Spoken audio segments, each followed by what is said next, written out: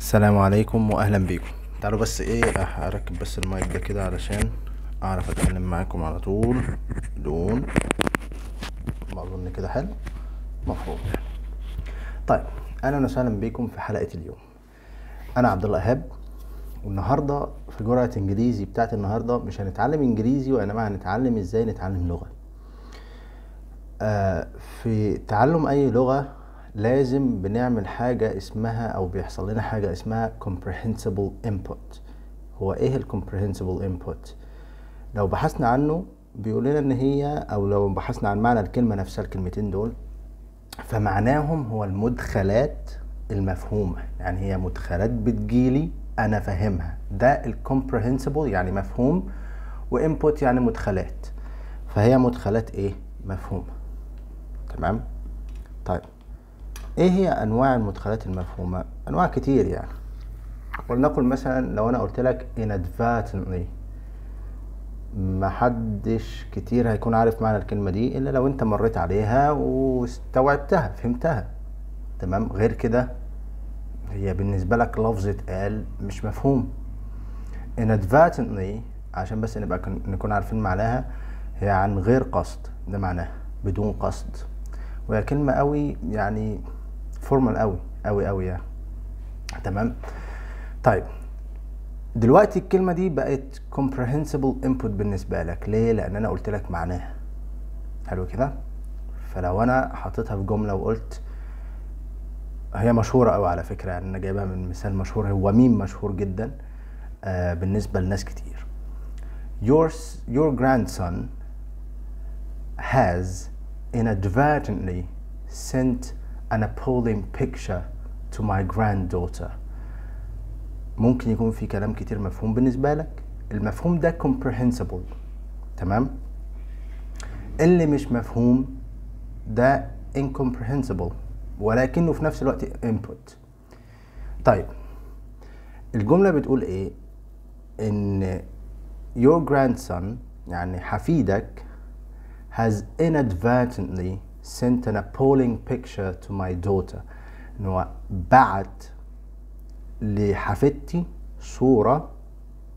appalling دي بقى اللي ممكن ما تكونش مفهومة، حاجة زي كده وحشة مثيرة نفهمها بقى كده.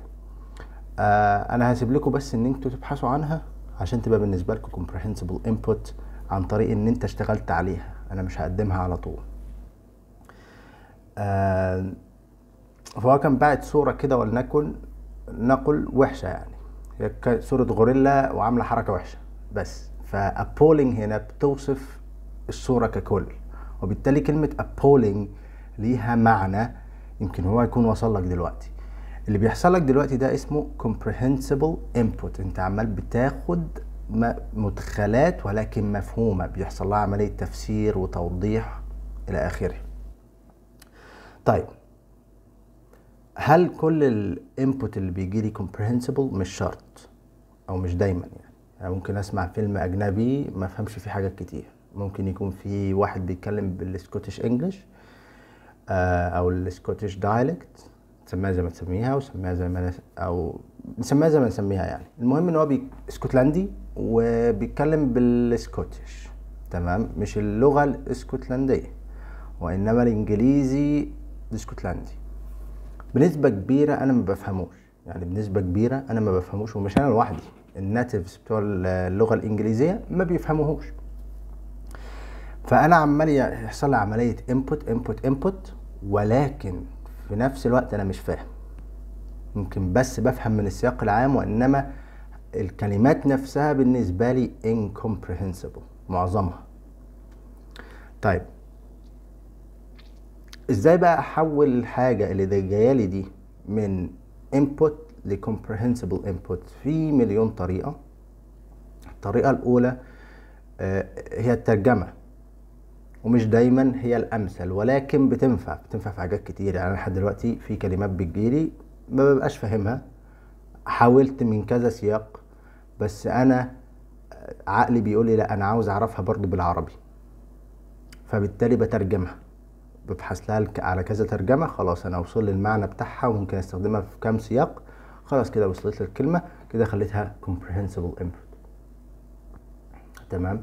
طيب الحاجة التانية زي ما قلنا او يمكن انا قلتها بطريقة غير مباشرة، ان انا اكون شايف السياق المجمل كله، ودي عملية التعلم زي الاطفال. الطفل محدش بيجي يقوله القواعد او اللغة شغالة ازاي، هو يا دوبك بيسمع بيسمع بيسمع وياخد يمكن سنتين او سنة ونص مثلا او سنة مثلا، بعد كده بيبدأ يقول بابا وماما، الفيديو اللي انا كنت عملته قبل كده. فهي نفس الفكرة دي.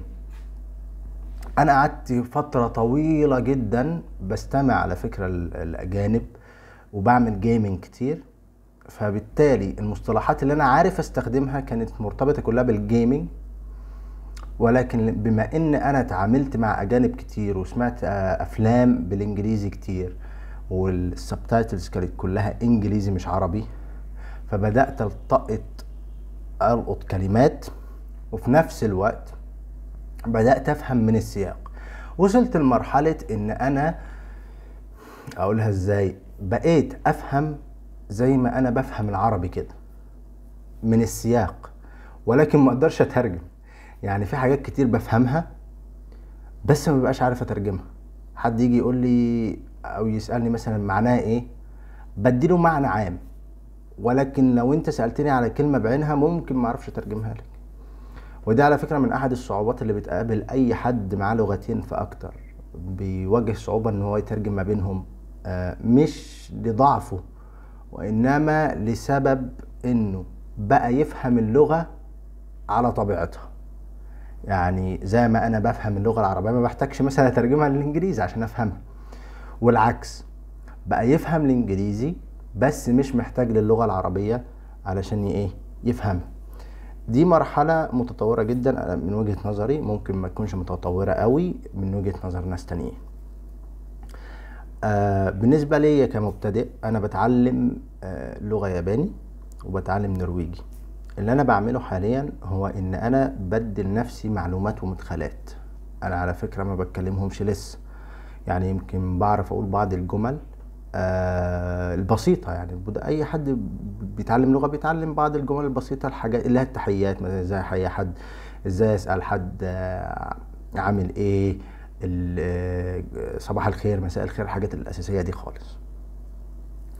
ولكن اللي انا بعمله هو ان انا لقيت يعني قنوات يوتيوب بتشتغل بنظام الكومبريهنسبل انبوت، اللي هي بتشرح لي الحاجات بالنرويجي بس او مثلا الياباني بس، وبيبدأوا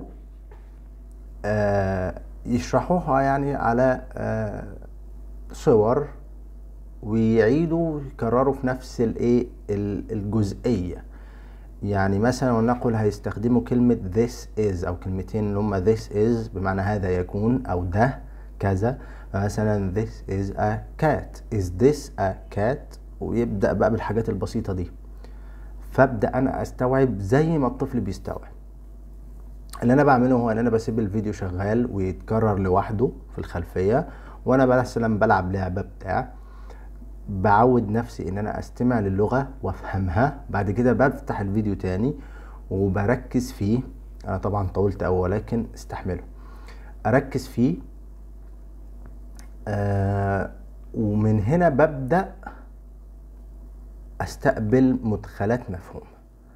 اولا وداني اتعودت، ثانيا عقلي اتعود وبدأ يفهم من السياق، ومن كتر التكرار بدأ يفرق الكلمات من بعضها. بدل ما انا سامع صوت كامل كده على بعضه ملخبط في بعضه، بقيت اسمع كلمات محددة. بعد كده لقيت نفسي بدأت حرفيا اطلع جمل او على الاقل كلمات متقطعة. تمام. طيب اوصل منين للمستوى بتاع ان بدل ما يعني اتكلم بقى اللغة؟ بعد ما انا عملت المدخلات الكتير دي وبقيت اسمع كتير، ابدأ بقى اخش على مواقع اللي هي التواصل بالصوت، مش لازم بالصورة، بالصوت اقل حاجة. زي كان في زمان حاجة اسمها فيربلينج، كان بيعتمد على جوجل ميتس وبيعمل كوميونيتيز كده، وبنبدأ نتحاور مع بعض، او مثلا بينك وبين صحابك اللي هم وانت بتعمل جيمنج، او على حسب انت نظامك ايه هتعرف تتواصل مع اجانب ولا لا. او حد بيتكلم اللغة ولا لا، وتبدأ تعمل محادثات. انا بدأ معايا الموضوع مش بالصوت على فكرة، انا بدأ معايا الموضوع وانا صغير بالكتابة، يعني كنت بعمل شات كتابة، فكان حتة الكلام لسه ما جاتش عندي، ولكن كنت بعمل يعني بقعد اكلم نفسي، اخد ودي في الكلام مع نفسي. تمام. طيب آه بعد ما بدأت اتكلم مع الناس بالشات، كنت والله يعني بستخدم جوجل ترانسليت علشان يعمل لي مساعدة في التحاور، وانا كنت لسه في سنة في ابتدائي، يعني في سنة 6 اولى اعدادي وكده. وبعد كده دخلت في كلان تبع جيمنج، كان تبع ميدل اوف اونر لو حد فاكر اللعبة دي. وعن طريقها بدأت ألعب كول اوف ديوتي وألعاب تانية، وفي نفس الوقت بقيت أتكلم مع ناس كتير كتير قوي كمان. منهم اللي ما كانش سلس وانت بتتعامل معاه، منهم اللي كان صعب فهمه. وعلى فكرة انا كنت يمكن بتكلم معاهم هم برضو كوميونتي كان فريندلي قوي، يعني ودود كده مع الواحد، كان بيتيح لك الفرصة انك تتكلم وتعبر عن فكرتك حتى لو انت بتغلط. على فكرة انت هتعمل غلطات كتير، ما تركزش، يعني ما تتعبش نفسك ان انت تعدل على اساس الجرامر، ده بيتعدل اوتوماتيك بصورة طبيعية زي الطفل كده. الطفل ممكن يقول جملة غلط على فكرة، مش معناه ان هو غلط، هو ده طريقته في التعبير عنها دلوقتي، دي قدرته. واحدة واحدة بيبدأ ياخد من الصح، فانت نفس الفكرة. تمام. ال ال ال في اللي هي السلسلة اللي انا عاملها للمبتدئين، انا بدأتها وبدأت اشرح بالعربي. بعد كده بعد كام فيديو، الفيديو اللي هيجي بكرة ان شاء الله يوم الجمعة ده انا بدأت اخليه انجليزي بس. ليه؟ انا اديت فكرة عنه، للي متابعني هيبقى عارف الفكرة والكلام بيتكلم عن ايه، يتفرج على الفيديو كذا مرة. الكلمات بسيطة جدا الحمد لله، واتمنى انها تكون بسيطة ليكم. انا سايب لكم فكرة ان انتم تبحثوا عن الكلمة، تحاولوا تترجموها بنفسكم، تحاولوا تجيبوا لها ترجمة او معنى او تقريب ليها، بحيث ان انتوا تكتسبوا طرق الترجمة والمساعدة على فهم الكلام، وما تعتمدوش على حاجة خارجية، يعني ما تعتمدوش ان حد يجي يسقيكم المعلومة، لا، تعبوا شوية. تمام. في نفس الوقت بعود الودان وبعود العقل ان هو يحاول بقى يفهم المعلومة، ويتعب شوية ويفكر شوية كده، بتكتسب مهارات مختلفة غير مباشرة انت ممكن ما تحسش بيها. تمام. اي تعليقات اتمنى تسيبوها تحت في التعليقات، ان شاء الله اقراها كلها لو في اي تعليقات يعني. تمام. انا تحت امركم في اي حاجة. شكرا لكم على حسن استماعكم، والسلام عليكم ورحمة الله وبركاته.